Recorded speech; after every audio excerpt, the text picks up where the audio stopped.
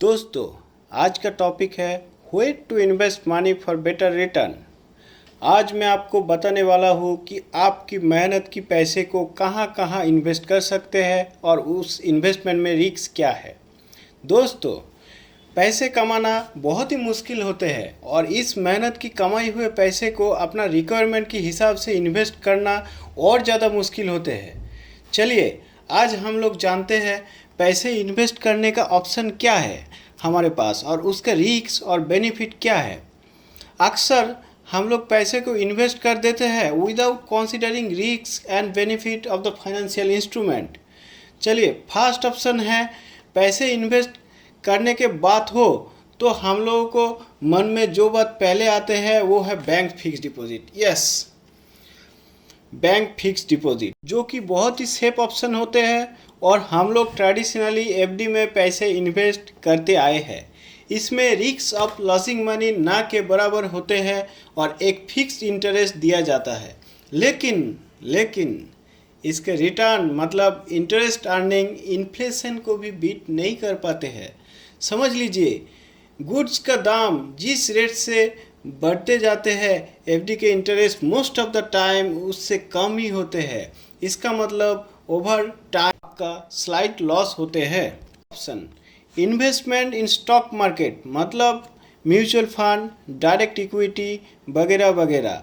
यह small, medium और large size multinational companies market से पैसे उठाकर अपना बिजनेस पे लगाते हैं और इन्वेस्टर को अपना प्रॉफिट के हिसाब से रिटर्न मिलता है।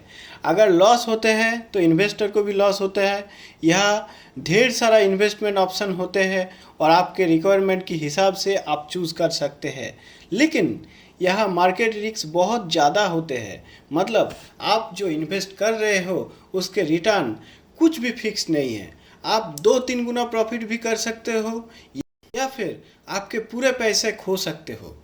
यह इन्वेस्ट करने के लिए आपको मार्केट को डिटेल से स्टडी और ऑब्जर्व करना ज़रूरी है। इस टॉपिक के ऊपर मैं बाद में एक डेडिकेटेड वीडियो बनाऊंगा फॉर बेटर अंडरस्टैंडिंग। तीसरा ऑप्शन है सिक्योर मार्केट इंस्ट्रूमेंट जैसे gold bond, post office savings deposit और गवर्नमेंट बॉन्ड या फिर पीपीएफ। ये सारा सबसे ज़्यादा सेफ इन्वेस्टमेंट होते हैं। यहाँ किसी तरह का पैसे खोने के रिस्क नहीं है। रेट ऑफ रिटर्न भी बैंक फिक्स डिपॉजिट से थोड़ा ज़्यादा ही होते हैं। इस सब में गवर्नमेंट के गारंटी रहते हैं, लेकिन इसका प्रॉब्लम ये है कि इस सब में एक लॉक इन पीरियड रहते हैं। मतलब उस लॉक इन पीरियड के अंदर आप उसको लिक्विडेट नहीं कर सकते। जैसे पीपीएफ में 15 साल की लॉक इन पीरियड रहता है। इस 15 साल के अंदर अगर आपको पैसा का ज़रूरत पड़ा तो आप उसको तोड़ के पैसा नहीं उठा सकते। अब आएंगे फोर्थ ऑप्शन। फोर्थ ऑप्शन सबसे मज़ेदार होता है दोस्तों, ये है real estate investment. Real estate investment का मतलब पैसे को ज़मीन या फिर घर खरीदने के लिए लगाया जाए। यहाँ पे लोग एक्चुअली लॉन्ग टर्म के लिए इन्वेस्ट करते हैं, कम से कम 5 साल, और आप खरीद के जितना दिन रख सकते हो प्रॉपर्टी का वैल्यू उतना ही बढ़ेगी। जनरली प्रॉपर्टी वैल्यू हमेशा बढ़ते रहते हैं। ये इन्वेस्टमेंट बहुत ही सिक्योर होते हैं, लेकिन इसका एक प्रॉब्लम भी है। अगर आपको पैसे का जल्दी ज़रूरत पड़ता है तो आप क्विकली इसको बेच के कैश नहीं कर सकते। अगर आपको इसको क्विकली बेचने के लिए जाए तो आपको सही दाम नहीं भी मिल सकता है। फोर्थ ऑप्शन है आप अपना बिजनेस पे पैसा लगाए।